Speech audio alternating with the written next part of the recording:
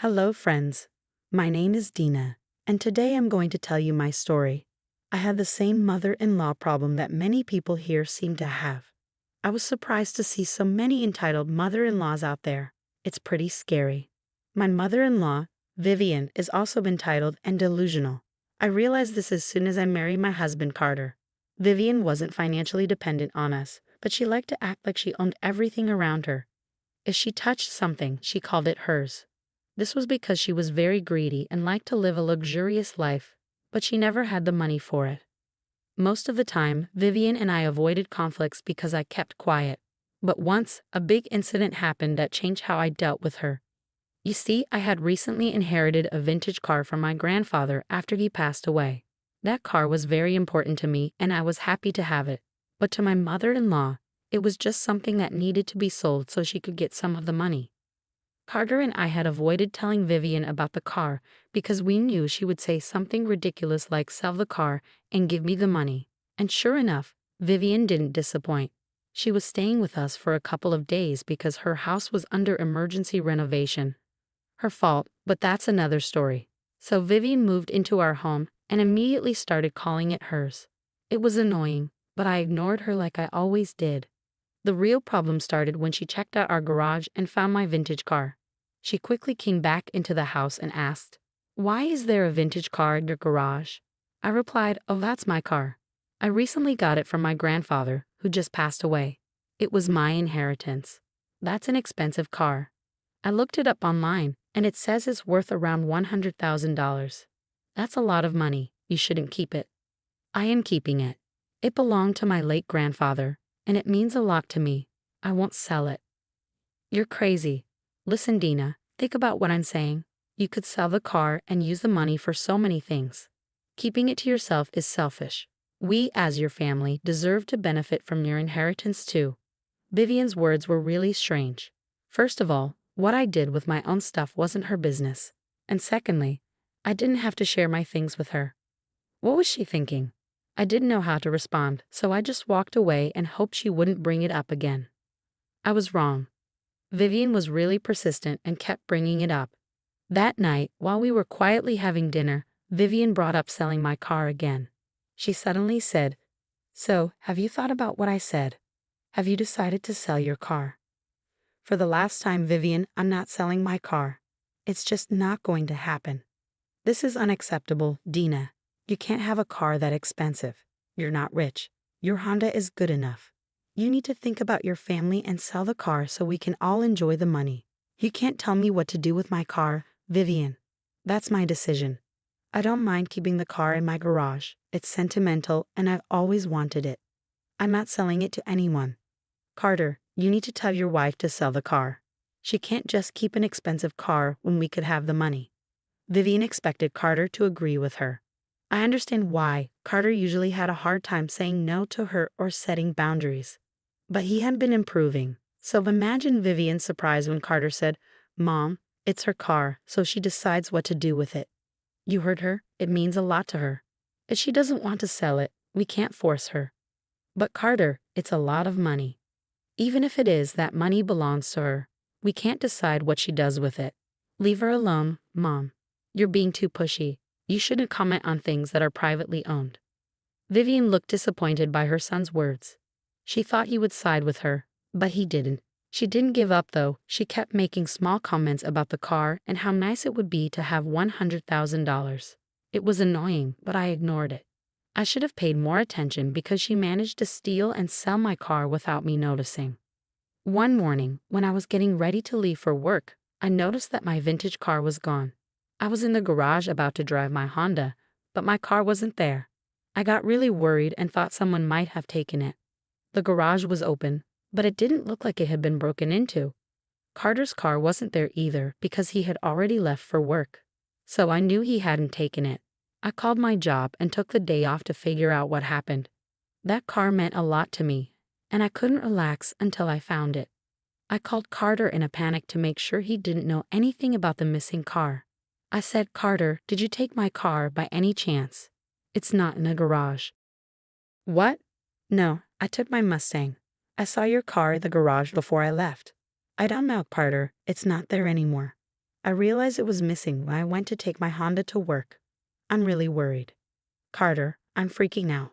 We need to figure out where the car is. Can you check our security cameras to see who took it? And if you find anything, we should call the police. I wish I could help more, but I have an important meeting soon. Still, you can call me if you need me.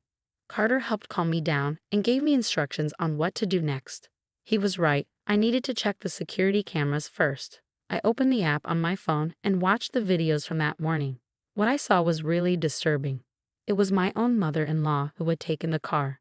Even though I had told her countless times not to touch it, she ignored me. I was furious. I called her and recorded the conversation. I said, "Vivian, where are you? Why did you take my car?" "Oh, calm down. I just took it for a short drive." "No, you need to come back right now. I want my car back. I never gave you permission to use it. It was in your garage, Dina. Since you won't sell it, I figured I might as well use it. Stop calling me. I'll come back when I come back." I was furious with Vivian. I was so angry, I almost called the cops on her. But I decided to give her a chance. She was my mother-in-law after all. If she returned my car undamaged, I would make sure she faced consequences and make sure this never happened again. I didn't want to involve the cops if I didn't have to. But as time passed and Vivian didn't return, I started to reconsider. Little did I know, things were about to get much worse. An hour later, I heard Vivian come in. I was surprised she hadn't brought my car back. I knew something was wrong. What was even more concerning was that she had several shopping bags with her, all from luxury brands she couldn't afford. I rushed up to her and demanded to know what was going on. I stopped her and said angrily, "What's going on, Vivian? Where's my car?" "It's in your driveway." "I'm talking about my vintage car, Vivian. Where is it?" "What did you do?" "Oh, you mean your vintage car? Well, I guess you can say goodbye to your $100,000 car." "Oops, too late. It's already gone." "What do you mean, too late? You need to explain, Vivian." I'm losing my patience. "I did what you should have done a long time ago. I sold your car," Vivian said casually. She didn't seem sorry at all. In fact, she looked pleased with herself. My anxiety turned into pure rage. I couldn't believe what Vivian was saying.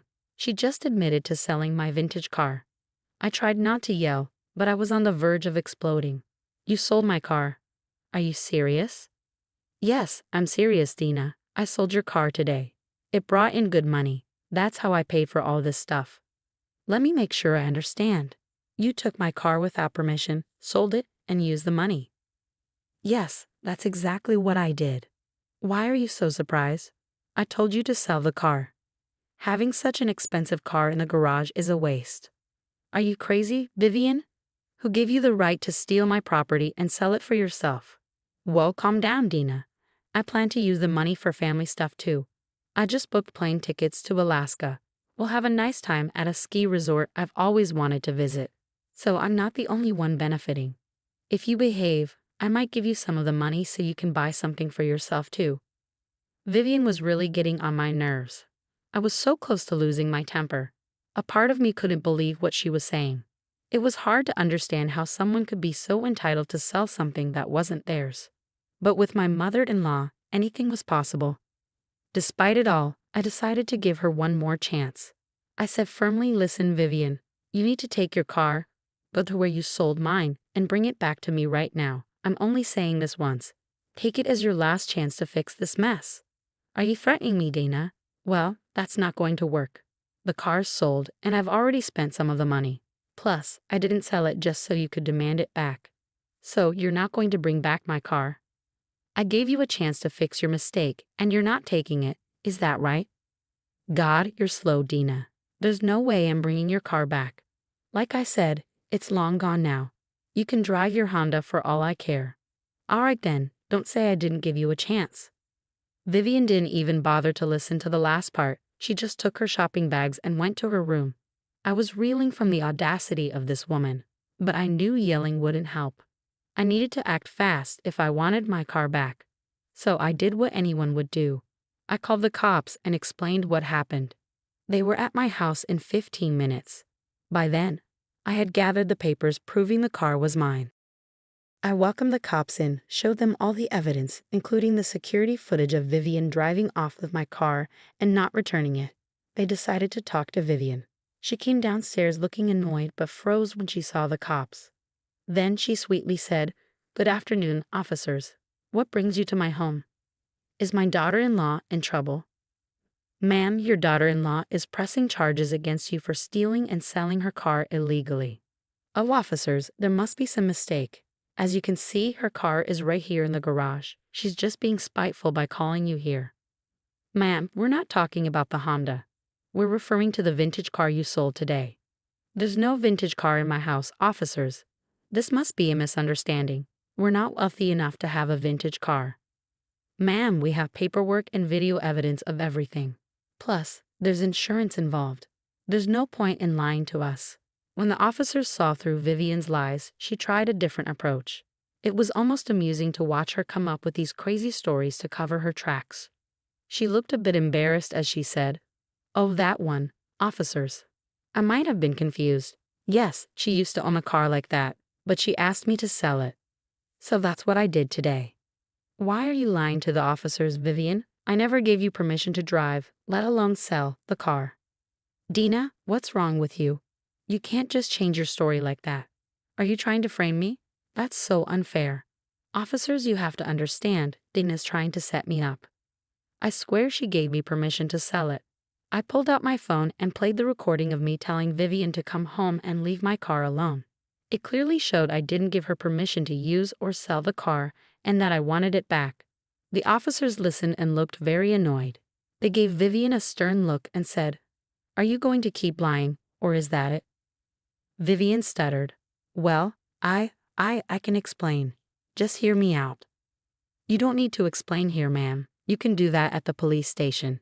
You're under arrest for stealing your daughter-in-law's car." Now Vivian looked genuinely scared. She was visibly nervous, with tears welling up in her eyes. Despite being cuffed, she continued to try and come up with more lies. But the officers didn't entertain her. Instead, they arrested her. She should have stopped, but her anxiety got the better of her. She turned to me. Her demeanor completely changed within minutes. She went from being confident to a frightened person begging for help. She pleaded, "Dina, you can't let this happen. You can't have your own mother-in-law arrested. Think about what people will say." "I don't care what people will say, Vivian. You committed a crime and need to face the consequences. I'll do anything to get my car back. It's just a car, Dina. There's no need to get me arrested over it. Let's talk and sort this out. Trust me, you don't want to have your mother-in-law arrested. We're family. You didn't care about my family when you sold my car. You sold a piece of my family's history. You don't get to play the family card now." Vivian was already in tears, begging me to let it go. She was delusional, thinking I would just forgive her horrendous behavior. She pleaded with me until she was taken to the cop car. Before getting in, she shouted at me, "This isn't over, Dina. I'll get my son involved. He'll put you back in your place." "Good luck with that, Vivian. I'm sure your son will do what's right. Focus on getting out of jail. I've said goodbye to my car, but you'll be saying hello to a lawsuit." "You'll get nothing. My son will protect me. He'll come to rescue me and kick you out of the house." Well, her son did go to the police station, but not to rescue her. When Carter called me and asked what was happening, I told him to meet me there. I needed to file a case in person, and it would be better for both of us to meet at the station. Plus, I wanted to see Vivian's face when Carter saw the situation. We met and went straight to Vivian. When she saw him, she started to cry. "Carter, look what your wife has done. She hates me so much she put me in jail. I can't be here, Carter. You need to do something." "Dina, what's going on? Why did you put Mom in jail?" "Hey, Vivian, care to explain to your son what you did with my car?" Vivian suddenly went quiet. She was probably trying to think of an excuse to make herself look better. But she couldn't come up with anything. She stayed quiet with her head down. "Mom, say something. Why are you so quiet?" What can she say, Carter? She stole and sold my car, then came home with shopping bags and told me she booked us a vacation in Alaska. Wait, what? Mom, what did you do? Oh, there's more, Carter. The cops got a name out of her. They contacted the man, and he said the car was damaged a bit after he got it. So this is going to be a big lawsuit. I can already see it costing $1 million. Oh my God, Mom, what have you done? I told you to stay away from Dina's car. Why can't you just listen for once? Carter had never spoken to his mother in such a tone before. Vivian was surprised and didn't like it at all. She was crying now, trying to make him feel guilty, but I knew Carter wouldn't save her this time. He knew where to draw the line. Vivian still tried, saying, "Son, you need to get me out of here. I can't stay in this place. You have to convince Dina to drop the case. I can't afford a lawsuit. You know that." "Why would I do that, Mom? You're the one who committed a crime by doing something so incredibly stupid. Carter, if you don't help me, my life will be ruined. I'll be broke and still have to serve time in jail. You should have thought about that before breaking the law. I'm going to support Dina in what she's doing. This time, you've gone too far. I can't forgive this. Mom, you're on your own." Vivian kept begging us to change our minds and forgive her, even resorting to begging me for forgiveness again. But I wasn't going to listen. Carter was furious and decided to leave the police station with me. He was really sorry for his mom's actions and said he'd never forgive her for this. He even encouraged me to pursue my case and get my car back. I did eventually get my car back, but it took a while. The buyer had been in a small accident with it, and it got badly dented. Repairing vintage cars can be expensive, and with lawyer fees added in, Vivian ended up paying $1 million for the lawsuit. She was forced to sell her childhood home and take on debts. It was tough for her, but we didn't sympathize. Carter made it clear we didn't want her around anymore. He also said we wouldn't be contacting her for a long time. That made her cry and throw a tantrum again. News of her arrest and lawsuit spread fast. Her friends dropped her, not wanting to associate with a criminal. Even her family was furious, who sells stolen stuff. I was glad to see the rest of the family had some sense. Anyway, we're still not in contact with Vivian and the lawsuit is settled. I got my car back and had a skilled mechanic work on it. All paid for by Vivian, of course. The mechanic did such a good job you wouldn't even know it was damaged. So I got my car back good as new, while Vivian lost her house and is now living alone in a rented apartment, desperate for company.